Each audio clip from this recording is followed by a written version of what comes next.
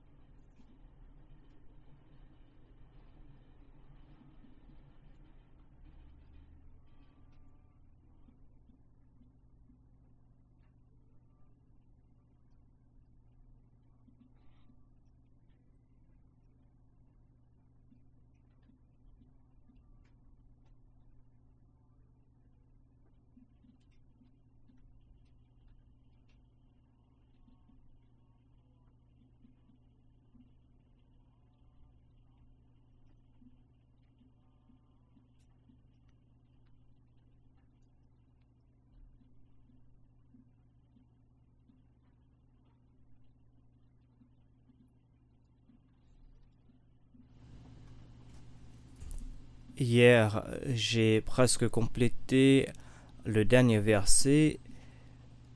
À l'avenir, quand je veux dire que j'ai complété le commentaire d'un verset, cela ne veut pas dire qu'on ne peut pas épuiser le sujet d'un verset. Cela veut tout simplement dire que j'ai présenté toutes mes notes que j'avais préparées à propos de ce verset, mais il y a quelques notes restantes et je vais vous présenter de nouveau ces notes ou ces explications. Je vais présenter de nouveau la traduction de ces versets. وما كان قولهم إلا أن قالوا ربنا اغفر لنا ذنوبنا. Et ils n'eurent que cette parole: Notre Seigneur, pardonne-nous nos erreurs. J'ai déjà expliqué le terme dhunub dans le passé. Donc pardonne-nous nos erreurs et nos excès de conduite. Wa thabit aqdamana, et affermis nos pas. Wansurna ala al-qawmil kafirin, et viens nous en aide contre le peuple mécréant. Quand il y a la préposition ala, cela signifie la victoire. Nasr veut dire l'aide, mais Nasra alayhi, cela veut dire nous aider contre quelqu'un, c'est-à-dire nous accorder la victoire.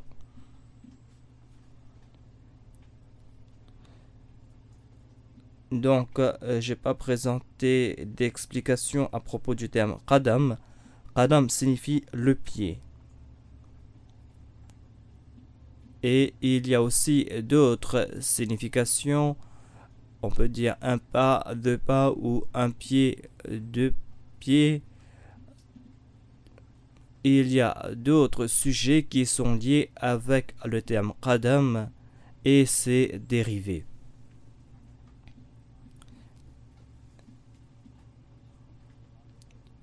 As-sabiqatu fil amr khayran.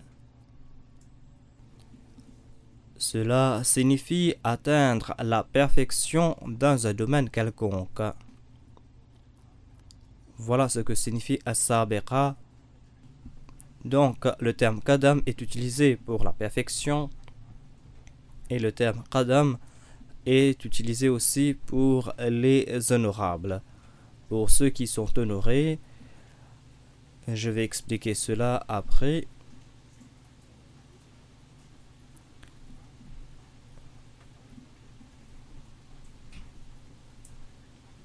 C'est-à-dire que telle ou telle personne avait atteint la perfection.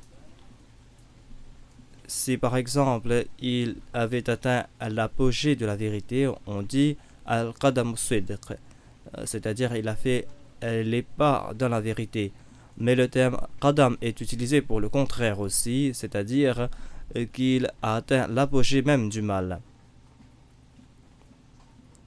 Qadam signifie aussi celui qui a atteint l'apogée dans le domaine de la vertu. Al-Qadam signifie aussi la bravoure, et ici cela s'applique à la fois aux hommes et aux femmes, même si le terme Qadam est au masculin, mais le terme Qadam peut s'appliquer à la fois aux hommes et aux femmes.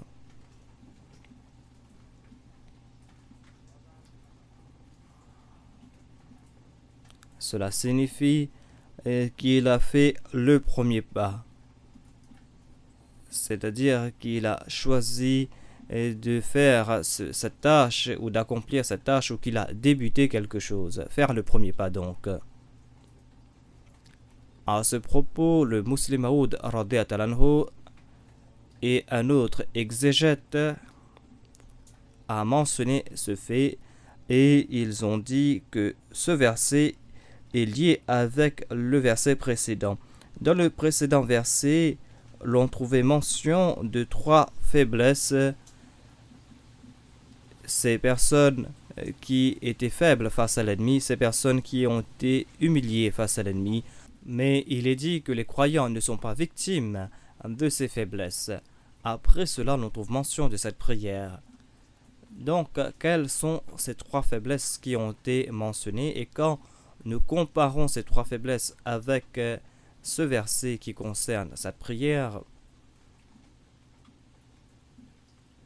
donc quand on lit le verset précédent avec cette prière, quand on lit les mots avec ce verset, l'on va comprendre certains points,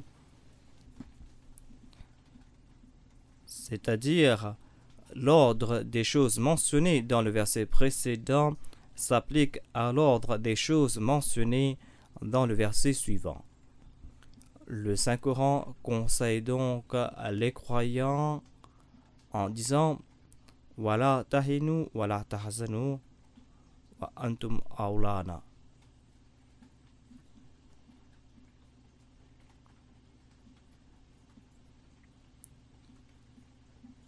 Wa ka'ayyin min nabiyyin qatala ma'ahu ribbiyuna kathir. Et il y eut des prophètes aux côtés desquels se sont battus de nombreux hommes saints. Fama wahanu, ils ne faiblirent nullement. J'ai déjà expliqué le terme wahan et quels sont les types de faiblesses qui concernent le terme wahan. L'année dernière, j'ai déjà expliqué cela en détail. C'est par exemple un oiseau est repu et qu'il n'arrive pas à s'envoler. Le terme wahan est utilisé pour cet oiseau.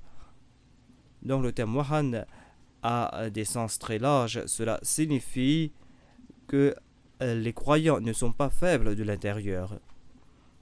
C'est-à-dire il n'y a pas des faiblesses qui sont liées avec leur personnalité, et ils n'ont pas cette propensité à être victimes des faiblesses. Les croyants sont dénués de ces choses, donc il est dit que les prophètes de Dieu avec lesquels se sont battus des hommes saints, ces personnes n'étaient pas faibles de l'intérieur. Ici, même la faiblesse la plus mineure sera démontrée. Donc le terme wahan est par rapport à la constitution physique d'un croyant ou est par rapport à ses croyances ou à sa détermination. Ces faiblesses sont là, mais ce sont des faiblesses qu'il ignore. Lima aswabahum, Donc, ce ne sont pas des faiblesses intérieures, ce ne sont pas des faiblesses psychologiques. Dans la plupart des cas, les gens ignorent leurs faiblesses. Mais au moment des épreuves, lorsqu'on doit les éprouver, ces faiblesses montent à la surface. Par exemple, avant la bataille d'Ahzab, il y avait des personnes que l'on considérait comme des croyants. Mais ces personnes étaient faibles de foi et face au danger, leurs yeux se sont retournés comme s'ils voyaient la mort en face. C'est au cours des tremblements de terre ou des séismes que l'on voit si un bâtiment est solide ou pas. Donc le terme wahan est lié avec le terme aswaba et Allah nous fait comprendre qu'il y a certaines faiblesses intérieures et c'est au cours des épreuves que ces faiblesses montent à l'intérieur. Vous devez prouver que votre foi est ferme et que vous n'êtes pas faible. Et c'est là que vous allez prouver que vous êtes véridique. Ensuite, il est dit Wama Dawfu. Le courage ne maudit point. J'ai déjà expliqué le terme Dawf. Wama Dawfu signifie la faiblesse physique. Et le terme Dawfu s'applique aussi aux faiblesses humaines. Par exemple, on considère un vieillard comme un darif. Cette personne est faible naturellement et il n'a pas d'autre choix. Mais pourquoi dire être faible volontairement ici? Cela veut dire qu'ici, ils étaient faibles physiquement. Ouvertement, ils étaient faibles. Il y avait des enfants, des vieillards parmi les croyants. Mais face à l'ennemi, ils ont fait preuve de détermination et leur faiblesse n'est pas montée à la surface. Si ils étaient faibles, ils ont pris cette faiblesse sur eux, mais ils ont maîtrisé leur faiblesse et ils ont eu la victoire. L'on comprend cela à la lumière de l'exemple des aliénés et des fous qui sont beaucoup plus forts que d'habitude.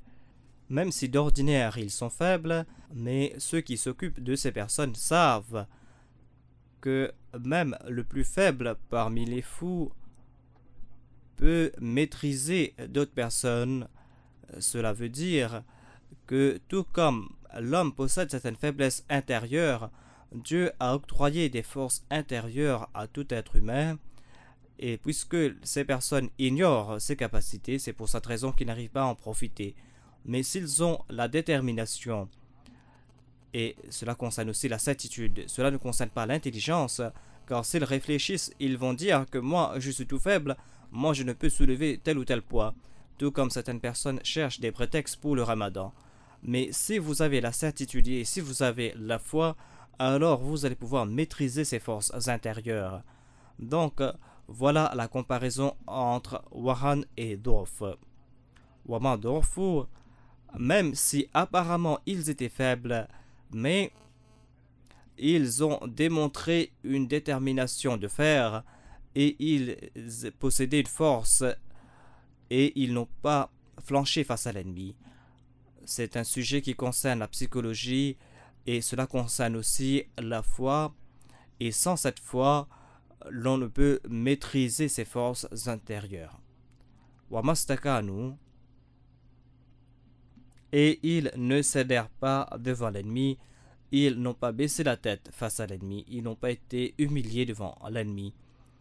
Voilà le prochain pas après Dorfu, c'est-à-dire même s'ils sont faibles, mais s'ils utilisent leurs capacités intérieures jusqu'à leur apogée, alors ils ne vont pas baisser la tête face à l'ennemi. Voilà l'apogée même d'un croyant. C'est-à-dire, après avoir tout fait, quelle que soit la situation, ils n'ont pas baissé la tête face à l'ennemi, ils n'ont pas été humiliés face à l'ennemi. Le Muslim Maud, comme je l'ai déclaré, a lié ce verset avec le verset suivant et il a déclaré que ces prières sont liées avec les mots présentés dans ce verset, c'est-à-dire dans le verset 147 de la sourate Al-Imran. Donc, qu'est-ce qui découle de cette comparaison? Ils ont prié Rabbana ighfir lana dhunubana, ou Allah pardonne-nous nos dhunub, pardonne-nous nos péchés, nos faiblesses. Donc nous possédons des faiblesses intérieures, mais des faiblesses dont nous ignorons, des faiblesses qui vont à l'encontre des qualités d'un croyant. Tout comme les croyants du passé, au moment des épreuves, n'étaient pas faibles, alors même si nous possédons certaines faiblesses, des faiblesses que nous ignorons, alors nous prions, ô Allah, couvre nos faiblesses. Et l'istighfar est intimement lié avec l'attribut de Sattar. Le pardon ne signifie pas pardonner les péchés commis, mais le terme pardon s'applique d'abord avec l'attribut de Sattar. Istaghfara signifie couvrir quelque chose. Essayer de se cacher, prier pour se cacher. C'est-à-dire, nous prions, ô Allah, si nous possédons ces faiblesses, cache ces faiblesses, tout comme un ver qui se cache dans le sol. Voilà le sujet de la maghfira, du pardon. Et le fait qu'Adam essayait de se cacher avec ses feuilles, cela signifie qu'il a fait l'istighfar. Adam a demandé pardon pour ses péchés et il a demandé à Dieu de le couvrir par son attribut de Sattar, car sinon il serait à découvert. Ici, cela nous fait comprendre que Waghfir lana dhunubana signifie que si nous possédons ces faiblesses intérieures, ces faiblesses qui seront apparentes au moment des épreuves, et maintenant nous seront éprouvées, alors sans ton aide, sans ton soutien, nous ne serons pas couverts. Aujourd'hui, il se peut que nous soyons mis à nu. Donc, ô Allah, couvre nos péchés et nos faiblesses et ne nous découvre pas face à l'ennemi. Ensuite, le deuxième sujet concerne wa israfana fi amrina. Et nous avons commis des excès contre nous, pardonne-nous ces excès de conduite. Il se peut que nous ayons commis des actes qui vont à l'encontre de nos avantages. Par exemple, au cours de la vie quotidienne, l'homme arrive à être négligent et ses forces qu'il a reçues de la part d'Allah, il n'arrive pas à utiliser ses forces et ses forces s'affaiblissent et bon nombre de faiblesses physiques ont trait avec la vie quotidienne, c'est-à-dire le fait qu'on cherche le confort, qu'on n'utilise pas ses capacités. Dieu nous a octroyé ces capacités, tout comme je l'ai mentionné. Tout d'abord, l'on ne peut utiliser ses forces avec certitude sans l'aide de Dieu. Ensuite, en raison de nos propres faiblesses, des fois nous arrivons à commettre des actes qui vont à l'encontre de notre avantage et ces actes peuvent affecter nos capacités physiques ou mentales. Donc nous demandons l'aide de Dieu contre ces actes et contre la conséquence de ces actes. Le troisième sujet est wa thabit aqdamana, et affermis nos pas. Ce terme a trait avec le terme Wastakanu mentionné dans le verset précédent. Wastakanu signifie s'humilier face à l'ennemi.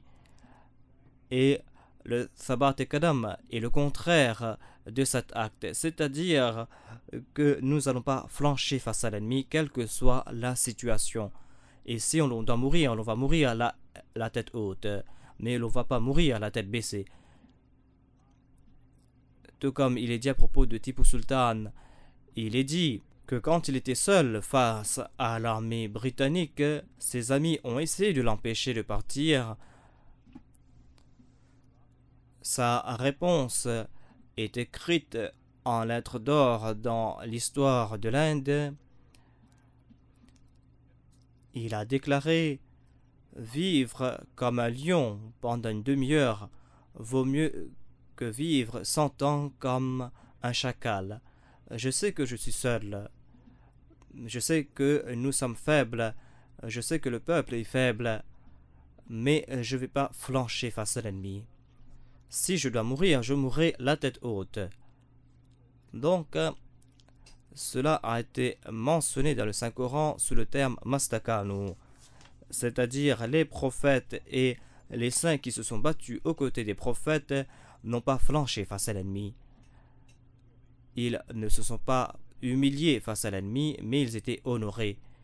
Si telle est la situation, alors jamais vous n'allez subir d'échec.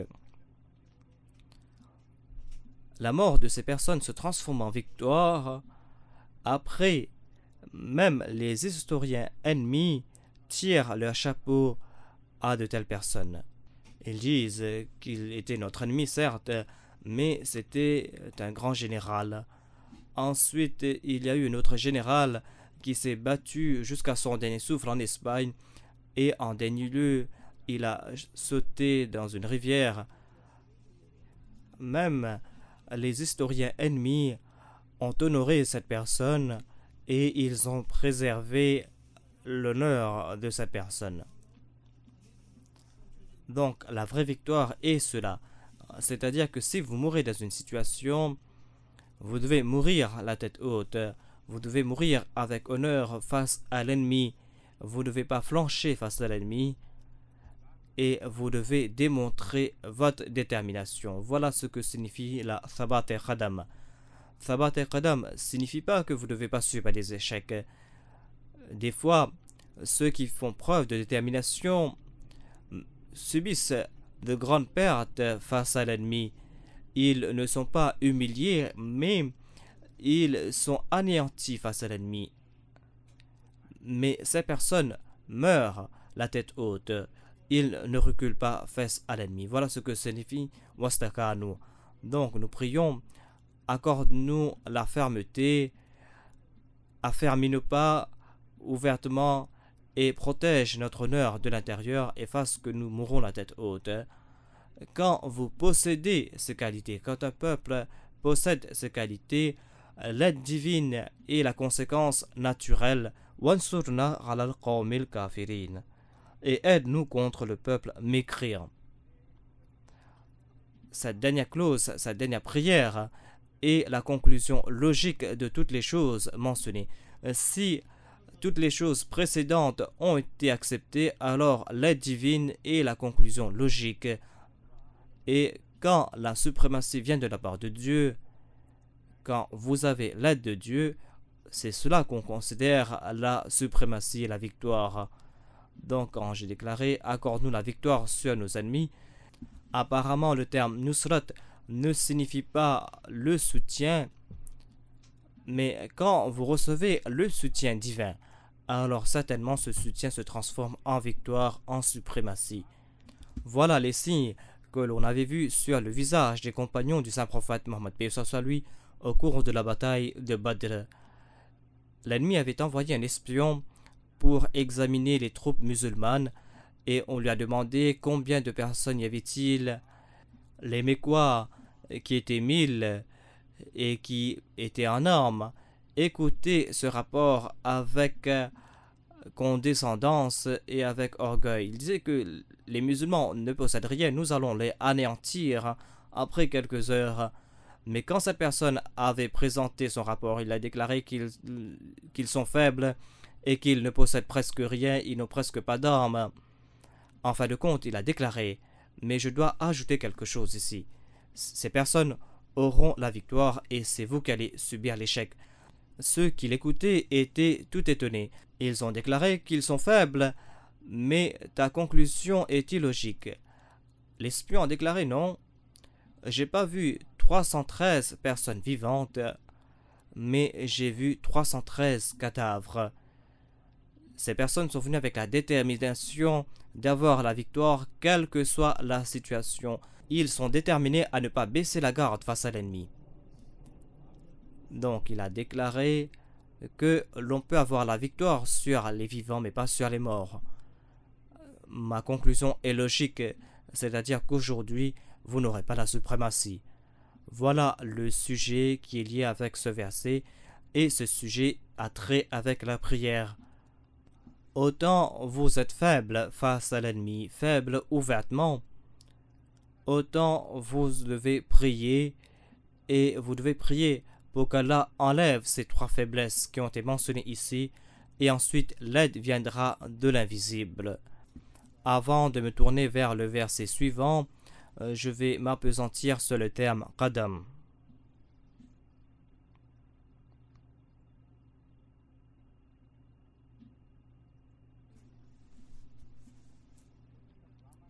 Fathabit aqdamana est une prière qui veut dire « Allah accorde-nous des pas véridiques ». Seuls ceux qui marchent sur la vérité ont le droit de faire cette prière.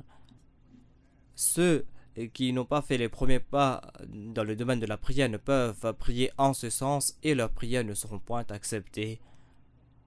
Le terme « qadam as-sidr » est un terme utilisé dans la langue arabe et ce terme va s'appliquer au saint prophète Mohammed paix soit sur lui et à ses suivants.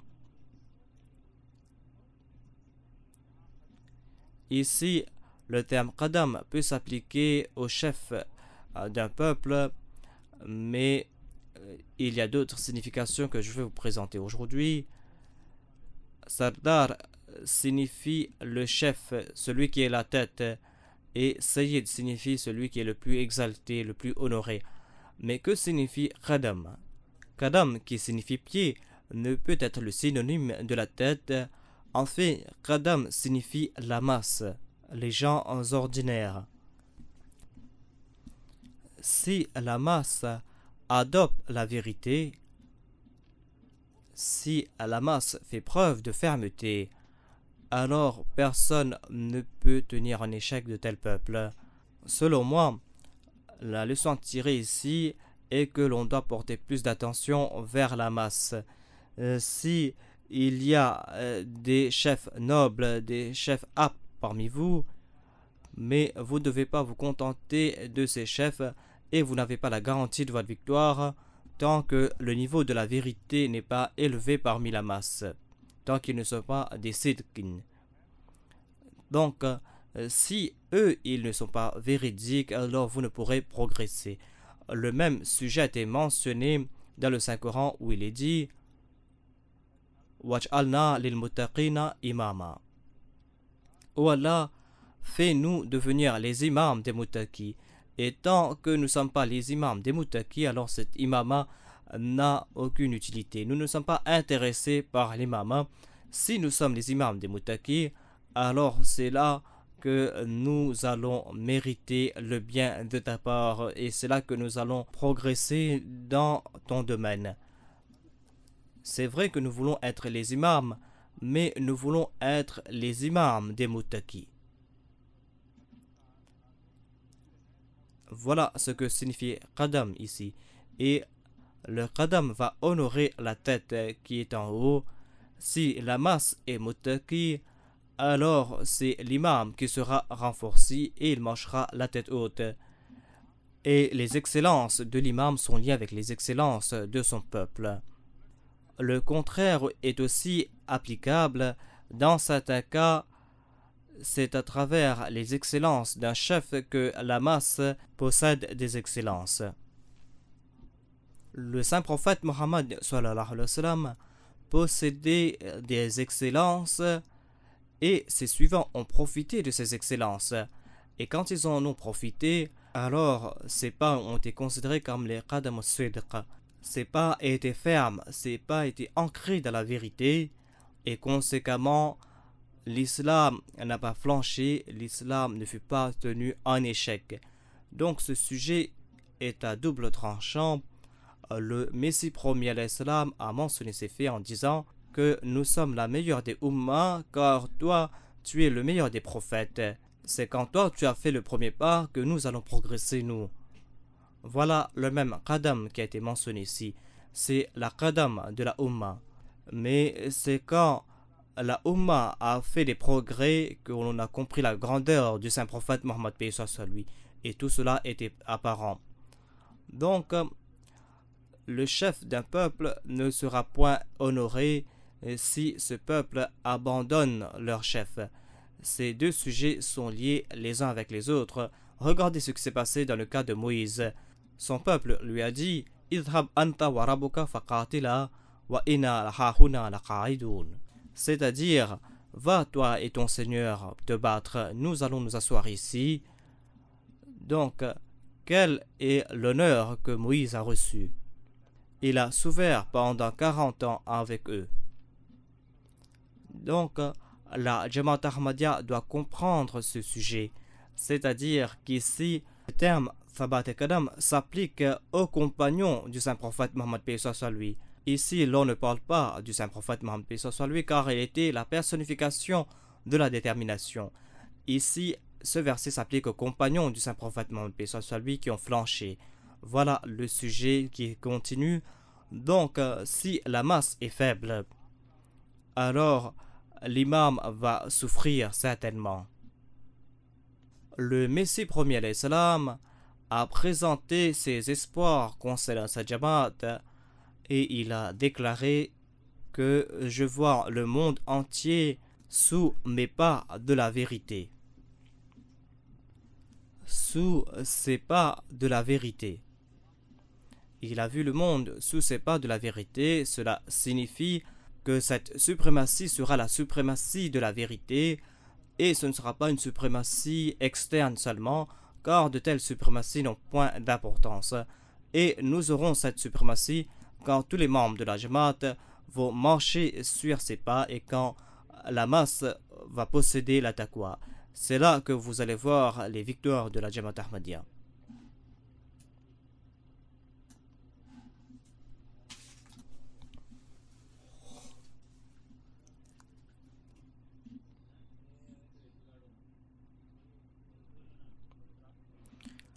L'imam Razi a mentionné la même chose dans son tafsir. Il déclare qu'Allah a promis qu'il accordera la victoire aux croyants quelle que soit la situation. Mais les musulmans ont subi des revers au cours de la bataille d'Uhud, mais ce fut la conséquence des erreurs des musulmans. Cet échec ne vient pas de Dieu. Voilà pourquoi Dieu a attiré notre attention à ce propos.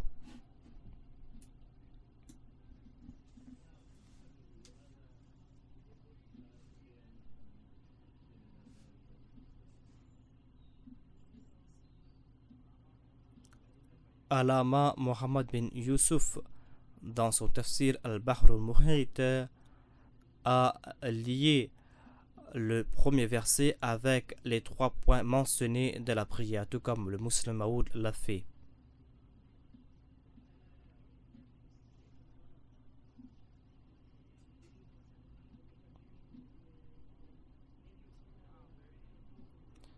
Ici, je vais citer un extrait de M. Weri, l'orientaliste. Il commente sur ce verset. Il déclare donc la victoire sur les infidèles. La différence manquante entre les enseignements coraniques et les enseignements bibliques par rapport aux gens du Seigneur dans ce bas monde doit être mentionnée ici.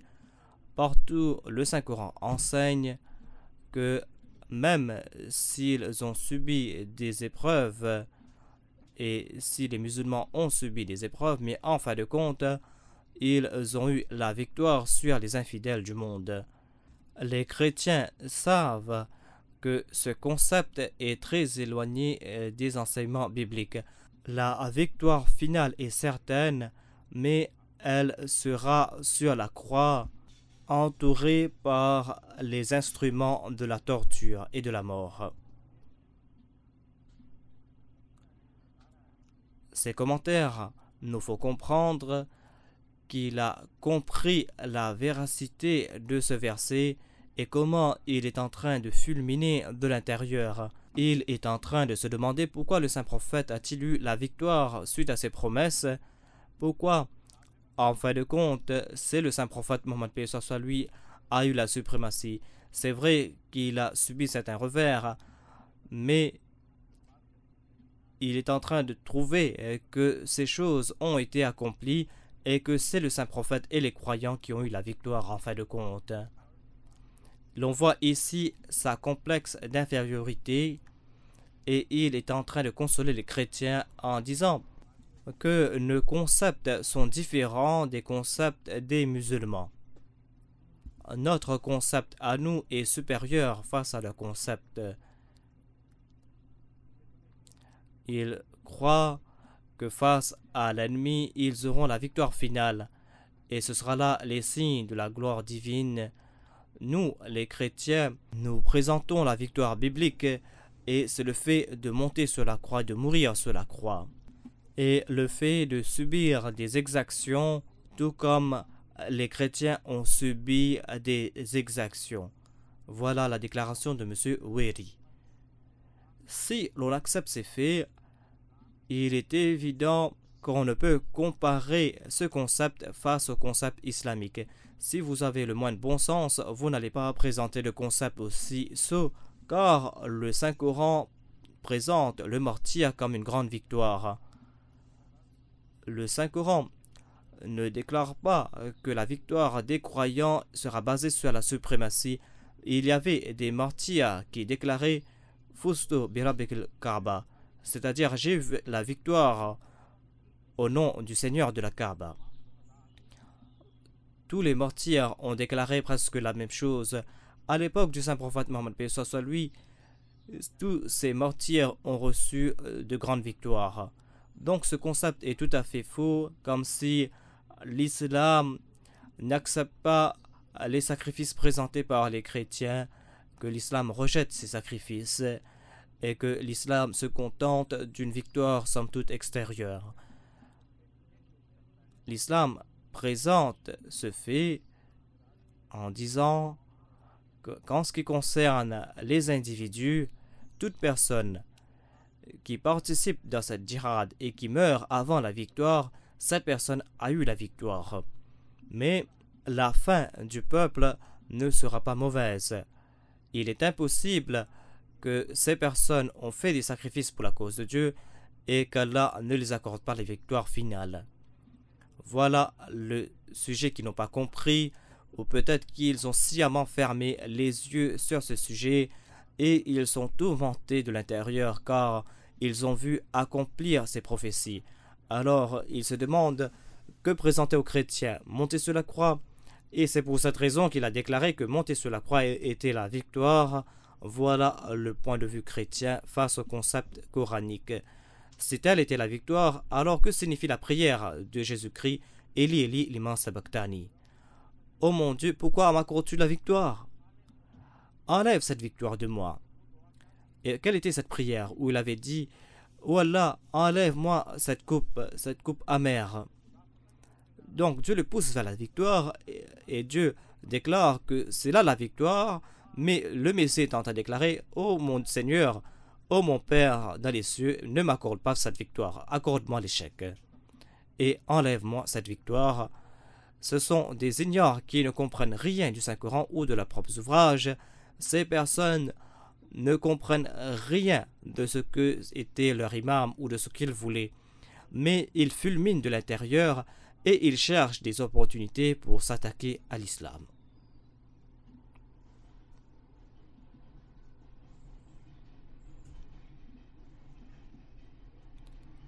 Au cours de ces dars, Inch'Allah, je vais vous présenter les milieux dans lesquels ont grandi ces soi-disant érudits chrétiens, ces orientalistes. Je vais mentionner en détail leur milieu, qui étaient-ils, comment ils sont entrés dans ce domaine et quelles étaient leurs intentions, comment ils ont des clics, comment ils se soutiennent les uns les autres et comment ils détournent le sens des termes arabes, soit sciemment, soit par ignorance, ou comment ils essaient de détourner les musulmans de leur religion en établissant des universités et ils poussent les musulmans à aller étudier l'islam avec les chrétiens et les musulmans naïfs dépensent des milliers de livres afin d'apprendre l'islam de ces personnes. Et ils placent leur confiance en eux. c'est un sujet très intéressant et l'on doit comprendre ces faits. La dernière fois, j'avais présenté la biographie de M. Montgomery Watt, comment il avait débuté ses études. En fin de compte, il était un mullah, c'était un prêtre, et il a été entraîné pour contrecarrer l'islam. Pendant une longue période, il a étudié parmi les Juifs à Jérusalem, alors qu'apparemment les Juifs ne sont point les amis des chrétiens. Mais afin d'amplifier leur antagonisme contre l'islam, ou afin d'avoir plus de moyens pour contrecarrer l'islam, sa personne est partie à Jérusalem. Mais j'ai déjà mentionné cela au cours d'un autre dars. Plus tard, je vais vous présenter la biographie de M. Wiri, de M. Sil, qui étaient des orientalistes. Et je vais vous présenter aussi les orientalistes contemporains. Et qu'est-ce qui se passe dans l'université de la SOAS ici au Royaume-Uni? Quels sont les enseignements qu'ils sont en train de prodiguer aux musulmans? Et que disent leur histoire? Je vais vous présenter les faits cités par ces personnes elles-mêmes. Et je vais vous éclairer à ce propos. Pour l'instant, je ne vais pas en faire mention. Je vais mentionner d'autres aspects de ce sujet. Il y a l'orientaliste Bell, qui était le professeur de M. Montgomery Watt, et il était un des orientalistes les plus fielleux et les plus venimeux. On n'en trouve pas de pareil parmi les orientalistes. Quand je vais vous présenter les faits, vous allez comprendre que ce que je déclare est la vérité. Donc pour l'instant, je me tourne vers le sujet qui nous concerne.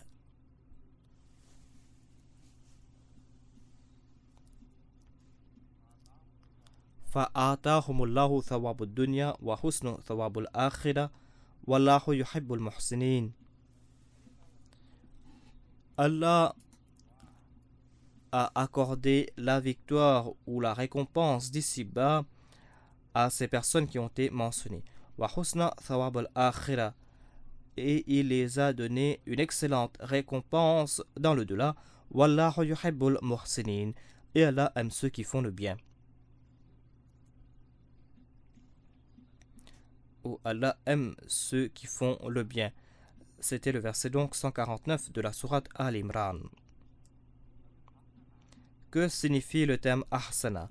Ahsana signifie faire le bien. Faire le bien en faveur de quelqu'un. Et le nom est muhsin, c'est-à-dire être bienveillant envers autrui ou essayer de parfaire quelqu'un, essayer de se parfaire. Ahsana ilayhi signifie être bienveillant envers autrui et faire l'ihsan, le traiter bien, le traiter dans une bonne façon. L'imam Raghib signifie que le terme ihsan a deux aspects, tout comme je l'ai déclaré ici. Ihsan signifie faire le bien, être bienveillant envers autrui. Le terme ihsan est utilisé dans la langue ourdou. Et ahsana ila funalin signifie être bienveillant envers les autres. Mais un autre terme, ahsan, signifie parfaire ses qualités, c'est-à-dire parfaire ses aptitudes, parfaire sa connaissance. Muhsinin signifie que par rapport à l'autrui, cela démontre la bienveillance. Cela veut dire être bienveillant envers les autres, cela veut dire faire le bien pour les autres. Mais quand cela concerne la personne elle-même, cela signifie parfaire ses qualités, parfaire ses actes de bienfaisance, et c'est le contraire de la douceur. Tout comme de la cruauté, nous voyons une certaine beauté, comme je l'ai mentionné la dernière fois. Dans ce husn, dans cette beauté, nous voyons aussi le contraire. Toute personne qui est bienveillante envers elle-même, toute personne qui couvre ses faiblesses, en fait, cette personne ne peut parfaire ses œuvres. Quotidiennement, il va dépérir. Tout d'abord, l'on doit avoir le courage de reconnaître ses propres faiblesses, ses propres manquements. Et voilà le premier zulm, voilà la première cruauté envers sa propre personne. Ensuite, après ce zulm, après cette inclémence, il y a toute une chaîne d'inclémence. L'on doit reconnaître ses faiblesses et l'on ne doit pas reculer en arrière. L'on doit reconnaître ses vices afin de les enlever. L'on sait qu'il est très difficile d'enlever une faiblesse. Des fois, cette faiblesse fait partie intégrante de la personne et il faut s'amputer de cette faiblesse. Et c'est là une tâche très difficile, c'est une des plus grandes cruautés. Donc ici, Husn peut s'appliquer à la beauté si cela concerne sa propre personne. C'est-à-dire que l'on doit reconnaître ses propres faiblesses et ses vices, il faut les chercher et il faut s'amputer de ses vices. Et selon le Saint-Coran, l'on ne peut pas se débarrasser de faiblesses tant qu'on ne remplace pas ses vices par des vertus. Le Saint-Coran déclare Idfa' billati hiya ahsan as-sayyi'a. Voilà le même sujet, c'est-à-dire comment être un muhsin.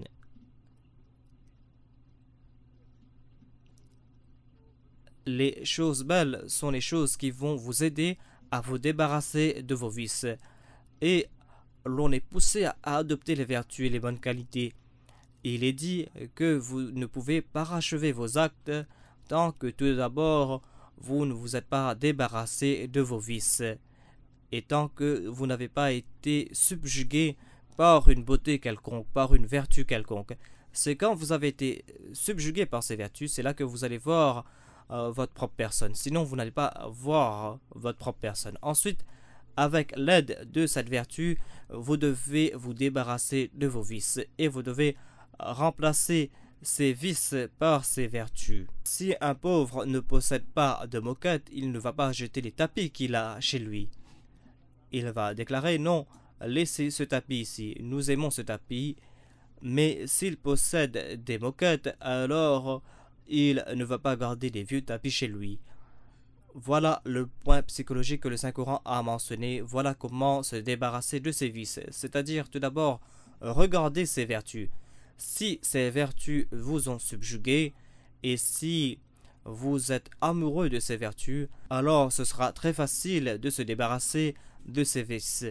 Voilà ce que signifie ahsan, c'est-à-dire ces personnes qui sont subjuguées par les vertus, par les qualités de Dieu. Ces personnes qui se débarrassent d'un de leurs vices grâce à ces vertus, puisque ces vices ne peuvent coexister avec les vertus. C'est pour cette raison qu'ils se débarrassent de leurs vices grâce à ces vertus. Et quand ces personnes accomplissent ces actes, ils sont considérés comme les muhsins. Wallahu yuhibbul muhsinin. Ces personnes, quel que soit leur statut, il n'est pas nécessaire qu'ils aient atteint leur destination, car sur cette voie, il n'y a pas de destination. C'est un chemin sans fin. Le sujet de l'ihsan est sans fin. Et auparavant, je vous ai déjà présenté ces faits. Et l'on doit regarder où l'on est. Et si vous êtes subjugué par les beautés de Dieu, vous allez voir que cet objectif est sans fin. Ceux qui vont mourir, ils vont mourir avant leur destination. Ils ne pourront atteindre l'apogée ou la perfection. Le muhsin ne signifie pas celui qui atteint la perfection. Le muhsin signifie celui qui tout le temps fait des efforts, celui qui fait des efforts à s'embellir de jour en jour.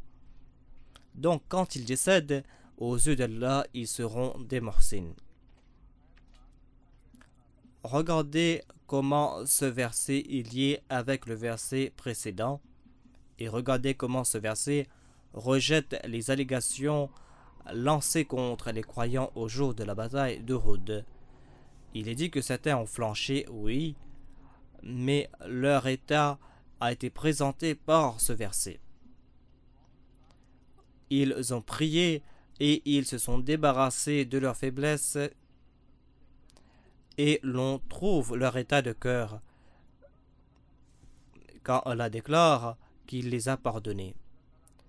Donc, Allah ne peut pardonner les gens sans qu'ils ne sont dans le désarroi. Allah accepte les prières de ceux qui sont dans le désarroi et ceux qui sont contraints.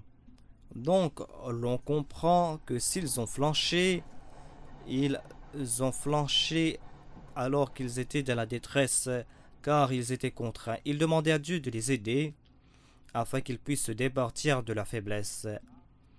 Donc, Allah a accepté ces personnes. Ils ont déclaré que nous avons commis telle ou telle faute, pardonne-nous, ô notre Seigneur. S'ils n'ont pas commis de faute, ils n'allaient pas demander pardon. Mais même ceux qui n'ont pas commis de faute ont demandé pardon. Cette prière s'applique aux prophètes et à leurs suivants. Voilà leur façon de faire, tout le temps ils priaient dans le même sens. Suite à cette prière, Dieu les a qualifiés de Muhsin. C'est-à-dire, ces personnes qui se considèrent comme les pires, Allah est en train de les considérer comme les Muhsin. Apprenez donc comment être un Muhsin. Muhsin n'est pas celui qui s'embellit de jour en jour aux vêtements. Le Muhsin est celui qui regarde ses faiblesses et celui qui prend des précautions afin de se considérer comme faible ou afin de considérer certaines de ses aptitudes comme faiblesses.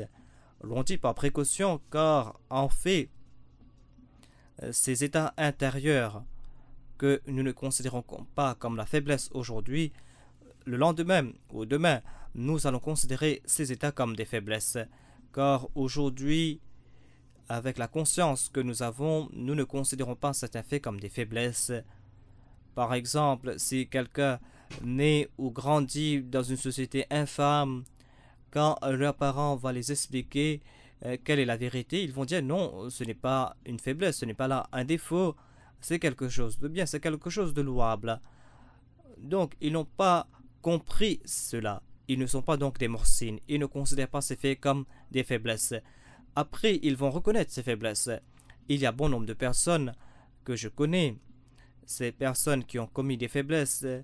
Après, ils m'ont écrit avec grande humilité. Ils ont déclaré que nous étions aveugles, nous avons commis cette faute, pardonnez-nous, faites-nous entrer dans la Jama'a de nouveau. Donc, ces états sont changeants.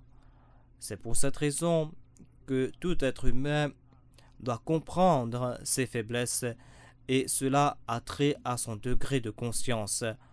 Quand il va affiner sa conscience, c'est là qu'il va comprendre ses faiblesses. Ces choses qu'il considérait comme des beautés auparavant vont se transformer en faiblesse à ses yeux. Donc, ce verset est très important pour nous, car nous voyons ici les gens qui ont prié, et parmi ceux qui ont prié, il y avait ceux qui n'avaient pas commis de faute. Un jahil peut déclarer qu'ils admettent que tous les prophètes étaient pécheurs. C'est là un préjugé, c'est là les paroles d'un sot et d'un zalim. Ces personnes n'ont pas compris le sujet subtil mentionné dans ce verset. S'ils comprennent, alors ils en seront amoureux. Les aveugles ne peuvent aimer. Les aveugles suivent leurs préjugés. Ce sont des personnes qui suivent leurs préjugés et qui répandent ces préjugés. Ce verset signifie donc que ces personnes faisaient des efforts constants. C'est-à-dire, après une faiblesse, ils voyaient une autre. Et ils ne s'écartaient pas de la voie d'un Muhsin. C'était une lutte perpétuelle et après une faiblesse, ils voyaient une autre faiblesse. Ils s'en débarrassaient d'une autre et ils voyaient une autre faiblesse. Si auparavant ils considéraient un acte comme un acte louable, plus tard ils vont voir que c'était là une faiblesse. Tout comme certaines personnes essayent d'enlever les tâches, lorsqu'ils arrivent à enlever une tâche, ils voient d'autres tâches ailleurs. Et quand ils essayent d'enlever cette tâche, ils vont voir d'autres tâches ailleurs. Voilà ce que signifie le terme Muhsin. Le terme Muhsin s'applique à toute la vie et pour cela, l'on doit affiner sa conscience.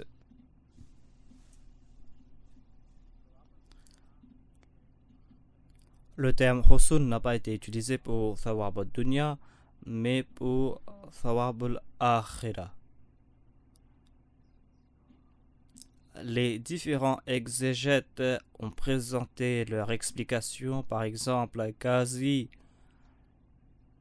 et c'est une référence qui vient du tafsir de l'Allama Arazi, il déclare que peut-être que les muhsinin, ou le terme husn thawab, a trait aux mortiers et que cela ne s'applique pas aux autres, et que le terme thawab ad-dunya s'applique à ceux qui sont restés en arrière et qui ne sont pas tombés en martyr.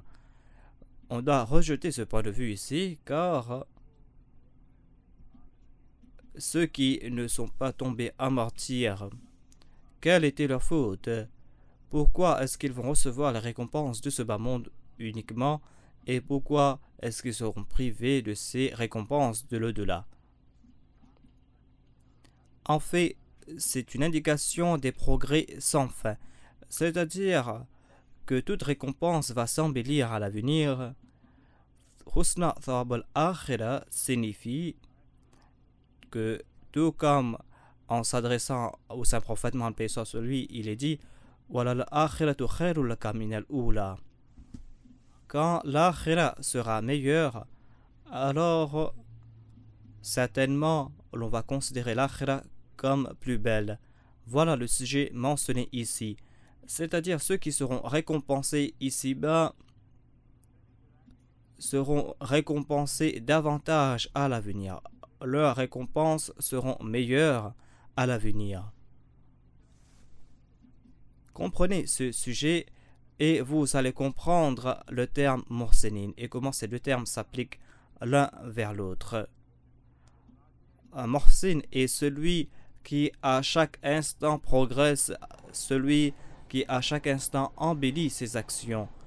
Et si Allah les récompense ici-bas uniquement, et qu'à l'avenir ils reçoivent les mêmes récompenses, s'ils reçoivent les mêmes récompenses ici-bas et dans l'au-delà, alors il n'y aurait pas de relation entre cette récompense et le croyant qui est en train de progresser de jour en jour. Tout comme le croyant progresse de jour en jour, les récompenses de ce croyant s'embellissent de jour en jour. Akhira signifie pas seulement la vie dans l'au-delà, c'est là un malentendu. Le terme akhira a été utilisé dans le Saint-Coran par rapport à la fin et à la vie d'ici-bas. Comme il est dit à propos du Saint-Prophète Mohammed, paix soit sur lui, walal akhiratu khairul laka minal ula. Dieu n'a pas utilisé minal dunya ici. Dieu a utilisé minal ula afin de nous faire comprendre que l'akhira ne signifie pas le jour dernier comme le pensent les mollahs. Akhira signifie la fin, ou akhira signifie tout moment futur. Tout moment futur peut être qualifié de akhira. Donc ici il est dit dans ce verset: ô Muhammad, tes moments à venir seront meilleurs que tes moments passés. Voilà ce que signifie husna thawab al-akhirah, c'est-à-dire mes serviteurs qui progressent de jour en jour, je leur promets que chaque moment à venir sera meilleur que le moment précédent. Thawab al-dunya wa thawab al-akhirah signifie pas les récompenses ici-bas et dans le delà. Selon moi, cela veut dire qu'ils vont recevoir des récompenses ici-bas, certes, mais ces récompenses ne vont pas s'arrêter là. Ils vont recevoir davantage à l'avenir et leurs récompenses vont s'embellir. Comprenez ce sujet et vous allez comprendre les victoires de l'islam. Les musulmans ont fait face à des armées de grands empires. Les batailles de l'islam étaient confinées entre les Arabes au début. Au début, les musulmans se battaient pour un grand djihad et cette djihad concerne les Arabes seulement. C'est parce que les incroyants voulaient changer la foi des musulmans par la force. Donc les musulmans, malgré leur faiblesse extrême, ont démontré leur détermination et Allah a promis que ces prières seront exaucées et ces prières ne vont pas s'arrêter à cette victoire que nous avons accordée. Mais cette victoire, c'est une victoire infinie et ces prières seront exaucées à l'infini et vos générations futures vont voir l'accomplissement de ces prières. Et suite à ces prières, vos actes et vos œuvres seront embellis et à l'avenir aussi, vous allez voir de grandes victoires.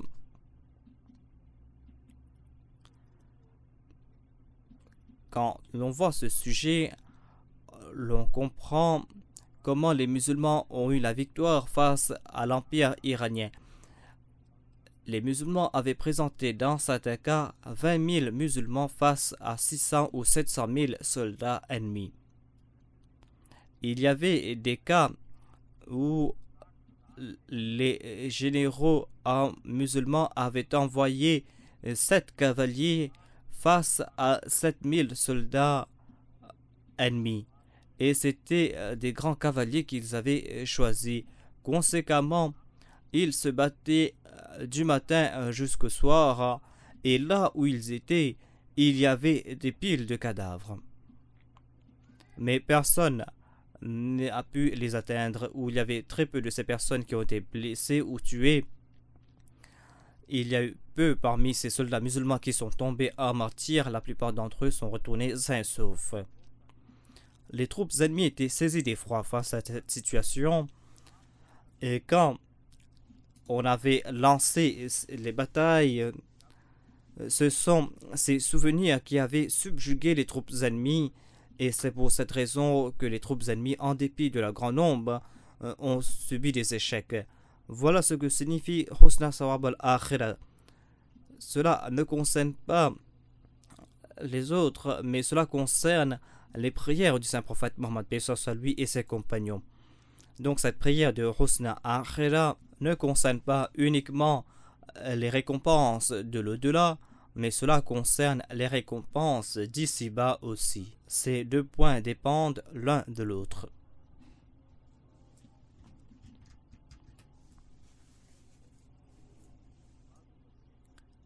D'autres exégètes disent que وَمَنْ يُرِدْ ثَوَابَ الدُّنْيَا نُؤْتِهِ مِنْهَا وَمَنْ يُرِدْ ثَوَابَ الْآخِرَةِ نُؤْتِهِ مِنْهَا.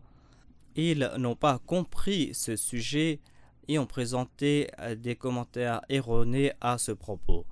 Ils disent que ces archers qui avaient été placés afin de surveiller la passe entre deux collines avaient reçu l'ordre du Saint-Prophète Mohammed lui de ne pas abandonner leur poste, quelle que soit la situation, mais pour recevoir les récompenses d'ici-bas, c'est-à-dire par avidité pour les butins, ces personnes ont abandonné leur poste et ils ont voulu récolter ces butins. Voilà le Thawab al-Dunya, voilà le commentaire cité par ces exégètes. Et ils disent que les autres ont reçu leur récompense de l'au-delà.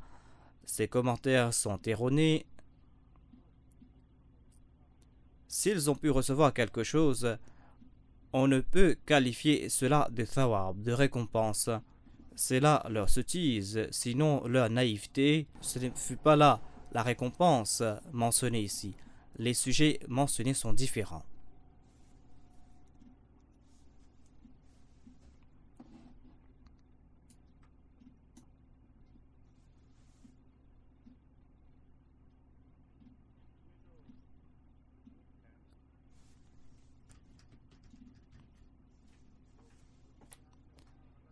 Il est dit qu'Allah les a qualifiés de muhsin car ils sont en train de démontrer leur faiblesse. Voilà ce que déclare l'imam Arazi. Il déclare que c'est un point subtil en disant Rabbana ighfir lana. Ils démontrent leur faiblesse. Quand ils ont admis leur faiblesse, Allah les a qualifiés de muhsin. Donc, admettre ses faiblesses ne prouve pas que l'homme est pécheur, mais c'est une des façons pour être un muhsin. Voilà la voie qui est le contraire de l'orgueil, et c'est en marchant sur cette voie que vous entrerez dans le paradis. Jésus-Christ avait déclaré la même chose, peut-être que M. Wiri ne s'en souvient pas. Il a déclaré que les arrogants et les riches n'entreront pas au paradis tant que le chameau ne traverse pas l'œil d'une aiguille. Donc, qui est celui qui entrera au paradis sans admettre ses péchés, ses faiblesses? Car c'est là l'apogée de la modestie, et c'est là que l'on reçoit le titre de Muhsin. Et si tous les prophètes ont admis qu'ils sont faibles, c'est là leur éclat et leur statut, et cela nous fait comprendre qu'ils ont mérité le paradis, et c'est en suivant cette voie que nous entrerons au paradis. Ceux qui se disent ne pas commettre des péchés, Allah sait comment les traiter, Allah sait s'ils sont en train de déclarer cela par orgueil ou par arrogance. Monsieur Wiri ment quand il déclare que Jésus-Christ n'a pas admis ses péchés et ses faiblesses. C'est un mensonge flagrant qu'il applique au soi-disant Fils de Dieu. Car quand on a qualifié Jésus-Christ de bon, il a répondu sévèrement que je ne suis pas bon. Bon est celui qui est au ciel. N'est-ce pas là une admission de ses faiblesses? C'est-à-dire que moi je ne suis pas bon, je ne suis pas vertueux, je possède des faiblesses que Dieu a cachées. Donc il n'y a personne de vertueux ou de bon que Dieu. Ne me qualifiez pas de bon. Si l'on ne qualifie pas cela de confession, alors quel autre terme trouver pour cet acte?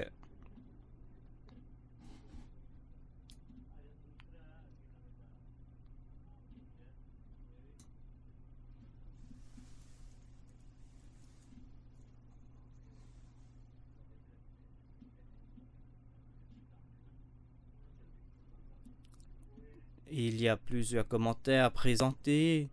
Ce sont des commentaires généraux et il n'y a pas de point qui mérite mention ici.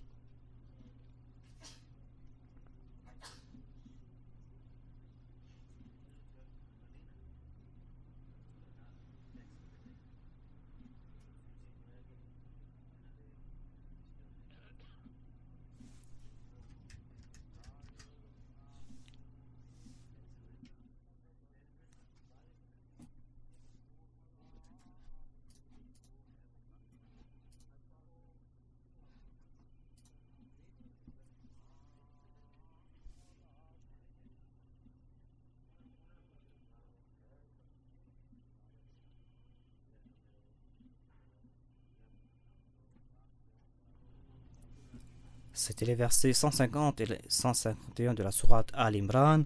J'ai cité ces deux versets car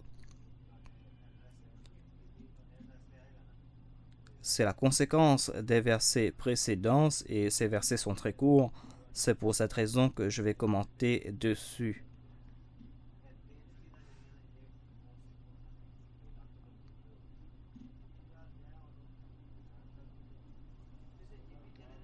Il y a le terme Radda yaruddukum ala aqabikum. Je dois présenter la traduction d'abord. Il est dit: ô vous qui croyez, si vous obéissez aux mécréants, ils vous feront tourner les talons. Fatan qalibu khasirin, et ainsi vous deviendrez des perdants. Balillahu maulakum. Non, mais Allah est votre protecteur. La vérité est mentionnée ici, c'est-à-dire rejeter les autres points de vue. S'il y a une vérité quelconque, la vérité est que c'est Allah qui est votre protecteur. Wa huwa khairun nasirin. Et c'est lui le meilleur des aides, c'est-à-dire que son soutien mène à la victoire.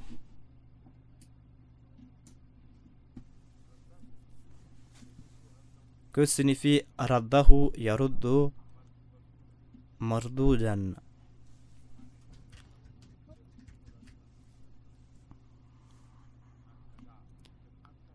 Quand il y a la préposition an, cela signifie se détourner de quelque chose. Radda anhu, se détourner de quelque chose. Tourner le dos à quelque chose partir de l'autre direction, abandonner quelque chose pour partir dans une autre direction, ou retourner quelque chose à quelqu'un. Quand vous présentez quelque chose ou quand vous retournez quelque chose à quelqu'un, il y a le terme rad. Le terme rad est utilisé à la fois au sens positif qu'au sens négatif. Il est dit que si l'on vous présente un cadeau, alors présentez quelque chose de meilleur, ou tout au moins retournez la chose, ou retournez quelque chose de similaire. Il y a la connotation de retourner quelque chose, et cette connotation s'applique dans certaines situations et pas dans d'autres. Mais ce sujet est vaste, je ne vais pas parler à ce propos ici. Retourner quelque chose est qualifié de radda. Changer la situation de quelqu'un, changer l'état de quelque chose est qualifié de radda, tout comme un poète arabe écrit: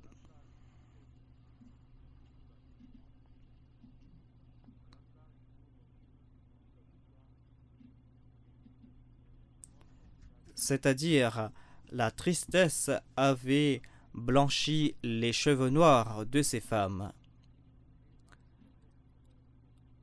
La tristesse est mentionnée ici, c'est-à-dire c'était une telle tristesse qui avait blanchi les cheveux noirs de ces femmes.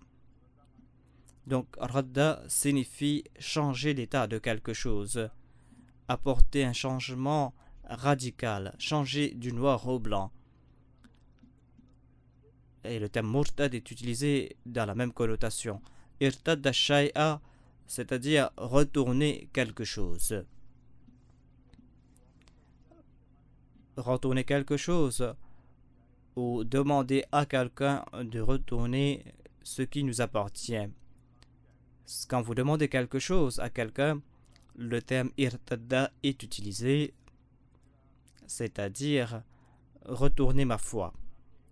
Une fois, un bédouin s'est présenté au saint prophète Mohammed à lui, et il a accepté l'islam, mais quand il allait retourner chez lui, il a déclaré: j'ai décidé de retourner vers ma foi. Il a demandé au saint prophète Mohammed à lui de retourner sa foi, comme si le saint prophète gardait avec lui sa foi. Le saint prophète a déclaré qu'il n'y a pas de contrainte, tu peux partir libre. Irtadda signifie donc retourner quelque chose ou demander à quelqu'un de retourner ce qui nous appartient. Et tada ala atharihi signifie retourner, wartada ala dinihi signifie s'apostasier.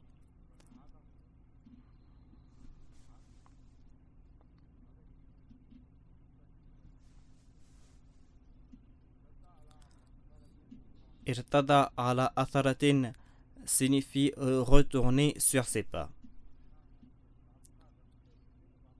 Retourner sur ses pas, retourner en arrière. Irtada an dinihi signifie retourner vers sa foi d'antan. Ce sont là les traductions présentées par certains dictionnaires, mais l'imam Raghib nous a expliqué cela. Il dit: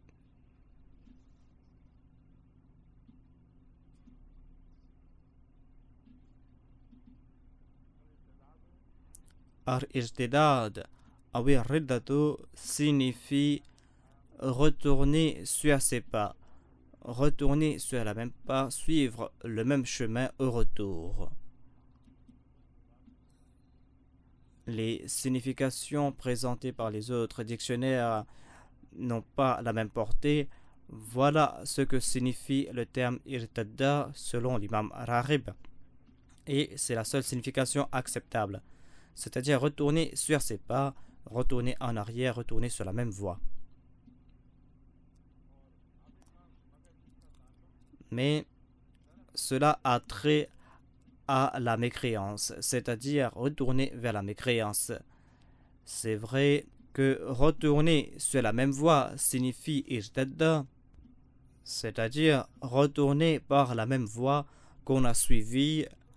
Mais si l'on retourne vers la mécréance qui est l'état d'antan, alors on utilise le terme irtadda. qui signifie l'apostasie.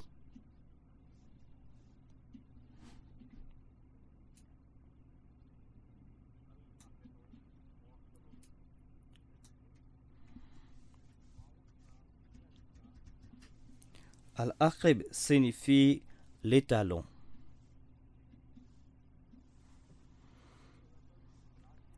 Le terme Aqib est utilisé pour les enfants, pour les descendants aussi, c'est-à-dire ce que vous laissez en arrière, dans ce sens.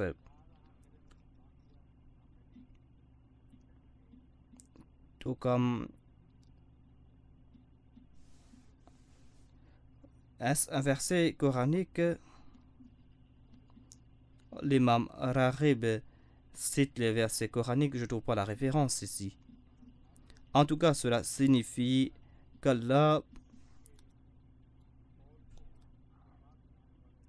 a appliqué cette parole et que cette parole fut le souvenir d'un acte de vertu parmi les autres, parmi ses descendants.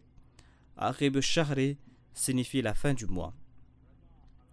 Raja' ala aqibihi wanqalaba ala aqibayhi signifie retourner sur ses talons, retourner vers sa foi d'antan ou vers ses concepts d'antan. Dans le Saint-Coran, il est dit Nuraddu ala aqabina inqalabtum ala aqabikum, tout comme dans le verset concernant le saint prophète Mohammed, paix soit lui, l'on trouve mention de la mort du saint prophète Mohammed, paix soit lui. Il est dit inqalabtum ala aqabikum, s'il en est ainsi, est-ce que vous allez retourner sur vos talons? Le terme Aquba est dérivé du même terme et cela signifie que si vous commettez un crime, alors vous allez en subir les conséquences. Quand vous marchez, vous laissez des traces de pas en arrière. Ce sont là les traces de vos pas et il y a des pas qui vont vous suivre. Donc, ne croyez pas que vous avez laissé en arrière ces actes, mais vous allez subir les conséquences de ces actes. Voilà ce que signifie Aquba. Al-Mawla signifie le protecteur. Al-Mutawali. Ici, Al-Wala'u wa Tawali signifie un lien ou un joint qui ne laisse pas de place à autre chose. Quand on soud quelque chose, quand on loue un métal avec un autre, tout d'abord on astique les deux surfaces qu'on va joindre. Voilà ce qu'on fait généralement. Si vous n'astiquez pas les deux surfaces, le joint ne va pas tenir. Donc ici, Wala et Tawali signifient cela, c'est-à-dire un tel lien, un tel joint qui ne laisse pas de place à autre chose. Le terme Walaya par rapport à Allah signifie établir une telle relation avec cet être, c'est-à-dire avec Dieu, un tel lien qui ne laisse pas de place à une tierce personne. Et puisqu'il n'y a pas de tierce personne, cette relation est permanente. Donc, wilaya signifie aussi l'aide ou le soutien divin. Alors que le terme wilaya signifie aussi la protection.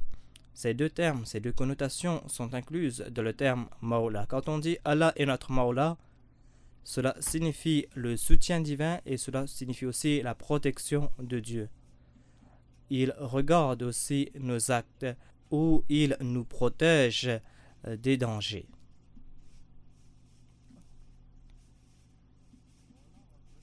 Le terme Mawla et Wali sont presque similaires, mais il y a une distinction entre ces deux termes, une distinction que l'on doit comprendre. Le terme Wali peut s'appliquer à la fois à Dieu et aux serviteurs de Dieu. Allah est wali, ses serviteurs aussi sont des walis. Il est dit qu'Allah est le wali de ses serviteurs et que les serviteurs de Dieu sont les walis d'Allah. C'est pour cette raison qu'on utilise le terme waliullah pour les saints, pour les hommes pieux. Mais on ne qualifie pas les hommes de maulallah. Ce sera un outrage contre la personne de Dieu. Dans le terme maula, l'on trouve une certaine supériorité que l'on ne trouve pas dans le terme wali, à moins que ce terme wali s'applique à Dieu. Quand Dieu est wali, il a sa supériorité de par son statut et pas en raison du terme wali. Mais dans le terme maula, l'on trouve cette supériorité.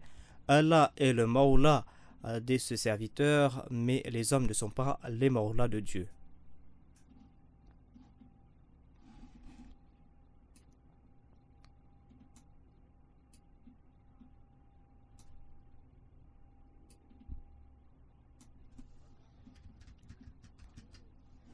Le terme tawalla a deux significations. S'il y a la préposition an, tawalla anhu, cela signifie se détourner de. Et des fois, sans la préposition an, l'on comprend que ce terme tawalla signifie se détourner. Mais si l'on ne trouve pas mention de cela, alors le terme tawalla signifie être le maître de quelque chose, contrôler quelque chose. Idha tawalla fil ard. Quand ils sont les maîtres sur terre, alors ils génèrent des troubles. Là-bas, il n'y a pas le terme an, mais cela signifie être le maître de quelque chose. Et lorsqu'on dit man yatawalla Allah, ici le terme tawalla ne signifie pas être le maître de quelque chose, mais cela signifie être l'ami de quelqu'un. Donc, voilà les deux significations que l'on comprend quand on ne mentionne pas le terme an. Quand on se détourne de Dieu, alors il est dit fa in tawallaw fa inna Allaha alimun bil mufsidin. Ici, le terme an est sous-entendu. Pour comprendre le sujet, vous devez comprendre le contexte. Et quand vous comprenez la signification du terme, vous devez appliquer cette signification au contexte concerné et vous allez comprendre le sujet. Donc le terme tawalla signifie être l'ami de quelqu'un, cela signifie aussi être le maître de quelque chose. Tawalla signifie aussi se détourner de quelque chose. Vous allez comprendre tout cela selon le contexte. Le terme maula signifie un esclave affranchi.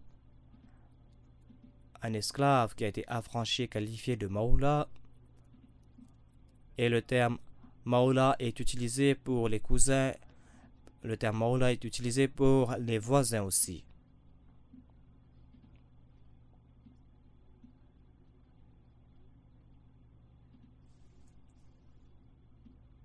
Le verset concerné ici est Ya ayyuhalladhina amanu in tuti'u allazina kafaru. Je me tourne vers ce verset de nouveau. Donc écoutez de nouveau ce verset et vous allez comprendre la portée du verset.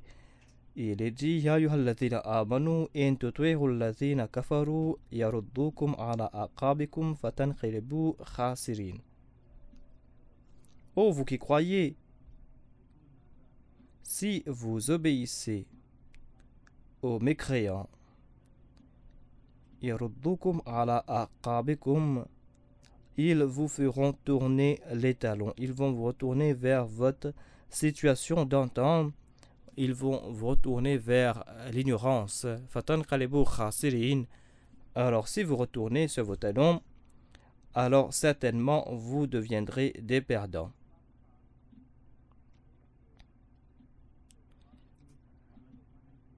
Il y a une évidence à ce propos, c'est-à-dire ces musulmans qui se sont libérés du joug de l'ignorance et qui sont entrés dans l'islam, leur état était tel que lorsque l'on prenait le terme kufr avec ces personnes, c'est comme si on les mettait en enfer et dans le feu. Voilà ce que le saint prophète Mohammed paix soit lui nous a expliqué dans différentes situations. Donc tout musulman est témoin de ce fait, c'est-à-dire que nous sommes sortis d'un état exécrable et ce sera la plus grande cruauté que de retourner vers cet état d'antan. Nous allons subir les conséquences. Cela s'applique aussi pour la Jamaat Ahmadiyya et tout Ahmadi est une preuve évidente à ce propos. Si l'on présente des milliers d'arguments ou de preuves contre l'Ahmadiyya en disant que le Messie premier l'Islam n'a pas dit ceci ou le calife a dit ceci ou cela, à l'intérieur de chaque Ahmadi, il y a cette vérité innée et il rejette ces faits. Il va déclarer, vous pouvez faire ce que vous voulez, mais moi je sais ce que j'ai accepté. C'est une vérité simple, pure, inadultérée. Il n'y a que la lumière dans cette vérité, c'est tout. Donc si l'on demande à ces personnes de retourner vers leur foi d'antan, c'est comme si l'on va les pousser de la lumière vers les ténèbres. Donc tous les musulmans étaient témoins de ces faits. Et ils avaient fait cette expérience. Et après cela, au cours de leur vie, ils ont renforcé leur expérience. Ils ont compris qu'avec l'islam, ils ont eu la paix et qu'ils ont eu cette vie qui est éclairée et qu'ils sont sortis des ténèbres. Et cet échec qui a été mentionné a deux aspects. L'un des aspects concerne le fait que certains compagnons avaient la tâche de protéger la passe entre ces deux collines. J'en ai fait mention à plusieurs reprises auparavant. Donc en raison de la naïveté, certains d'entre eux ont abandonné leur poste. Je ne sais pas quelle en est la raison. Est-ce qu'ils ont commis une faute sciemment ou pourquoi est-ce qu'ils ont abandonné ce poste? Mais les musulmans ont subi un revers très sévère suite à cet abandon. Ce verset coranique nous fait comprendre qu'en dépit de cette erreur, vous n'allez pas subir des pertes si vous n'écoutez pas ce que disent les ennemis. La perte, vous ne l'avez pas subie lorsque l'ennemi vous a attaqué devant et par derrière. Mais la perte, vous l'avez subie lorsque l'ennemi a déclaré qu'ils ont tué le saint prophète Mohammed paix soit lui. C'est là que vous avez flanché. Car ces personnes avaient un amour fou pour le saint prophète Mohammed paix soit lui. Sa tête est complètement abasourdie et ils ne pouvaient pas rester sur le champ de bataille. Ils ont déclaré que si le saint prophète est décédé, alors nous n'avons rien à faire ici. En raison de cette douleur, ils étaient complètement abasourdis et si tel n'était pas le cas, alors Allah ne les aurait pas pardonnés. Car celui qui est infidèle envers le saint prophète Mohammed paix soit lui est un grand criminel et je ne pense pas qu'il est possible qu'Allah ait pardonné quelqu'un pour cette infidélité. Ce n'était donc pas de l'infidélité envers la personne du saint prophète Mohammed paix soit lui, mais c'est la tristesse qui avait frappé les musulmans. Ils étaient si tristes qu'ils étaient abasourdis et qu'ils ne pouvaient pas réfléchir. Et c'est pour cette raison qu'Allah les a pardonnés. Ce verset nous fait comprendre que vous avez subi ces pertes. C'est parce que vous avez écouté ce qu'ont dit les incroyants que vous avez subi ces pertes. Sinon, vous allez vous battre et vous allez vous battre en raison de cette prière qui vous a octroyé la fermeté. Et personne, rien ne peut enlever cette fermeté. Donc il y a d'autres raisons, et cette raison, c'est que vous avez écouté ce qu'avait déclaré l'ennemi. Lisez l'histoire de l'islam, étudiez cette phase de l'histoire, et vous allez voir la même chose partout. C'est-à-dire ceux qui avaient pris la fuite ne fuyaient pas face à l'ennemi, mais ils étaient complètement désespérés.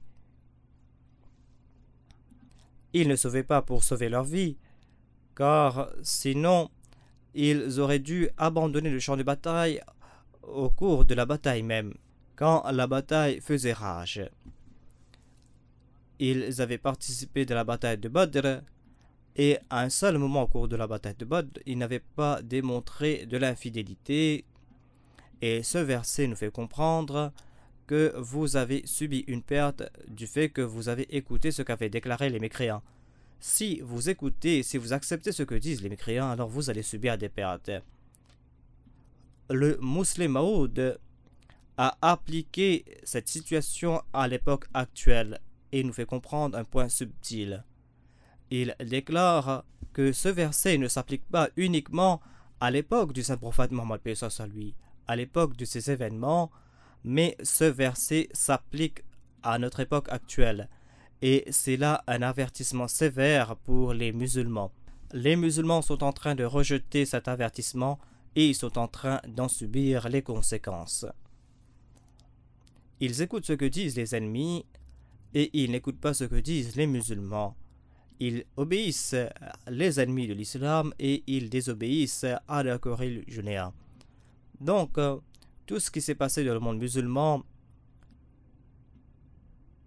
que cela concerne la guerre du Golfe ou que cela concerne les guerres entre les musulmans qui se sont amplifiées, en fait, le secret de tout cela est parce que ces personnes ont accepté ce que disent les ennemis et ils ont rejeté ce que disent les musulmans.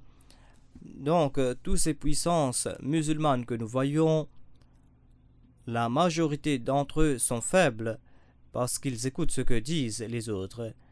Il y a certains d'entre eux qui ont la tête haute, apparemment, mais ils lèvent la tête parce que c'est l'ennemi qui les pousse à lever la tête et ils ne savent pas ce qu'ils sont en train de faire. Dans la plupart des cas, c'est l'ennemi qui les pousse à se battre. Ils leur disent que c'est le moment de se battre et nous sommes en train de vous soutenir. Même s'ils ne promettent pas cela, ils disent « Allez-y, vous êtes forts, vous êtes puissants, faites face à l'ennemi, ils vous ont maltraité dans le passé. » C'est pour cette raison qu'ils acceptent ce que disent les ennemis. Regardez ce qui s'est passé au cours de la guerre Iran-Irak. Vous allez voir que c'est la même chose qui s'est passée. D'une part, ils poussaient les Iraniens à se battre contre les Irakiens et d'autre part, ils poussaient les Irakiens à se battre contre les Iraniens. Il y avait certaines puissances qui soutenaient l'Iran, il y avait d'autres qui soutenaient l'Irak. Et ces superpuissances donnaient la certitude à leurs alliés que vous êtes forts, que vous êtes puissants et que votre ennemi n'a pas les mêmes armes que nous sommes en train de vous donner. Et d'autre part, les autres étaient en train de dire aux Irakiens que nous sommes en train de vous soutenir. L'Arabie Saoudite a soutenu l'Irak et cela suite aux contraintes de l'Amérique et l'Iran recevait des armes de la Russie, de la Chine et des puissances juives. Voyez ce qui s'est passé dans le scandale Watergate. Nous comprenons de ce scandale que bon nombre de juifs qui étaient les ennemis acharnés de l'islam ont participé dans cette bataille et ont aidé les Iraniens et ils ont eu de grands profits et ils ont dépensé cela pour les avantages des États-Unis d'Amérique.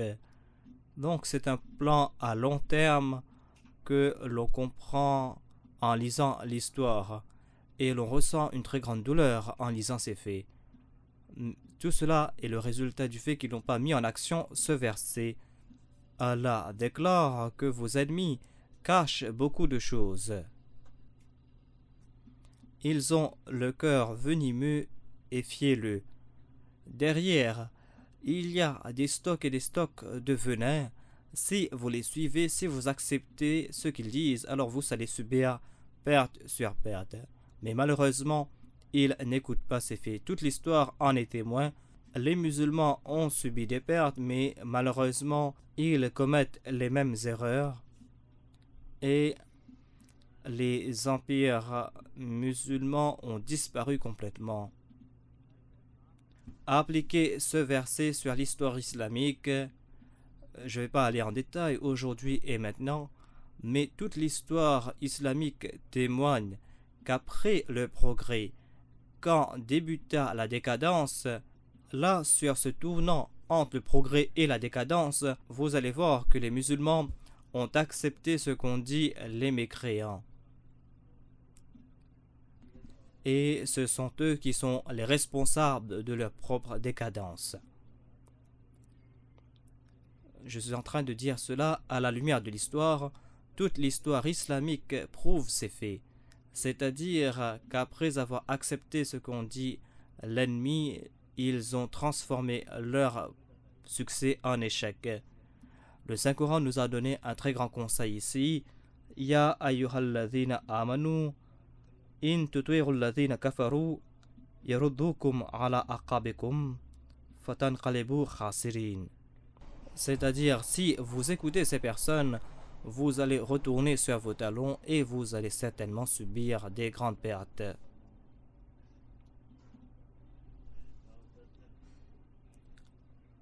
À ce propos, je vais citer quelques points mentionnés par quelques exégètes.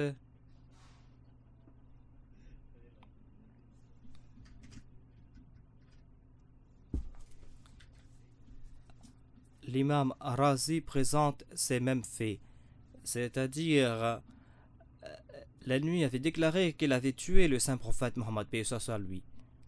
Et ce verset s'applique à ces faits, mais certains exégètes et l'imam Razi déclarent lui aussi que les hypocrites qui sont parmi vous répandent des rumeurs, ou ils vont répandre ces rumeurs. Vous ne devez pas écouter ces personnes, vous ne devez pas écouter ces rumeurs. Les munafiqines sont les avant-bras des kuffars. Donc l'on peut appliquer ce verset sur ces personnes. Il y a des troubles internes quand l'on accepte ce que dit un hypocrite, et le Saint-Coran nous avertit dans un autre endroit. Au lieu de mentionner les kuffars, Dieu a utilisé le terme fasiq. Allah déclare idha ja'akum fasikum binaba'in fatabayyanu, c'est-à-dire quand un fasiq vient vous voir avec une nouvelle quelconque, un fasiq qui est un faudeur de troubles, les kuffars vont certainement vous mentir, mais un fasiq est celui qui des fois ment et qui des fois ne ment pas. Des fois il répand des rumeurs, mais l'avertissement est que il n'est pas question d'écouter ce que disent les kuffars. Là-bas le terme atara a été utilisé. Écouter ou accepter quelque chose et obéir à quelqu'un sont deux choses différentes. Mais là où le terme farsique a été utilisé, il est dit que vous n'avez pas à obéir à ces personnes. Vous savez qui ils sont, mais vous devez prendre des précautions. Vous ne devez pas accepter ces rumeurs qu'ils sont en train de répandre. Vous ne devez pas en être les victimes. Donc, pourquoi est-ce qu'il est dit que vous ne devez pas obéir aux mécréants? Est-ce que les croyants ne savent-ils pas que les mécréants répandent le mensonge? Donc, nous devons réfléchir davantage à ce propos, et selon moi, ici, cela veut dire que vous devez prendre des précautions pour ne pas accepter des faits qu'ils ont défigurés afin de vous tromper. Mais à propos des fasiques, il est dit qu'ils répandent tout ce qu'ils entendent. Voilà ce que nous fait comprendre le Saint-Coran. C'est-à-dire, lorsqu'ils écoutent ou ils entendent quelque chose, ils les répètent sans réfléchir, ils répandent ces faits, et le Saint-Coran a présenté ces faits par des expressions très très intéressantes. C'est comme si le Saint-Coran nous présente une scène. Il est dit que ces personnes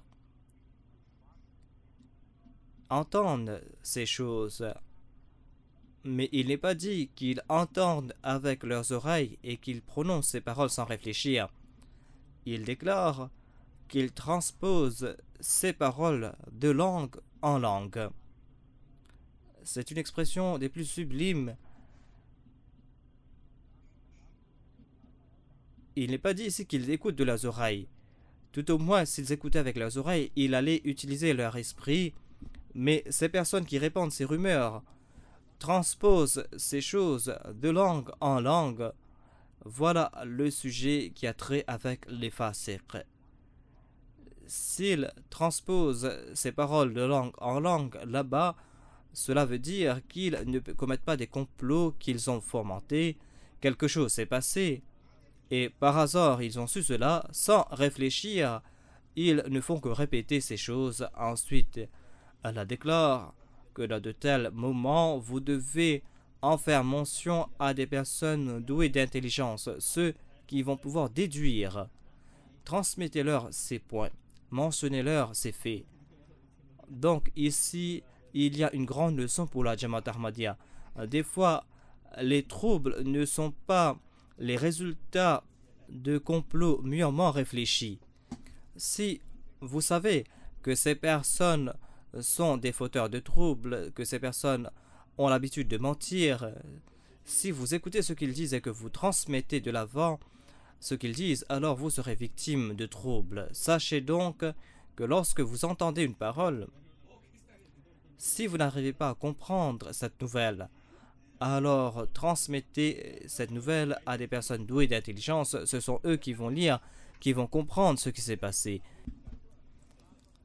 Le sujet concernant l'obéissance est le même, c'est-à-dire ces ennemis sont ceux qui présentent les faits d'une telle façon que vous les obéissez en pratique, même si vous ne croyez pas que vous êtes en train de les obéir.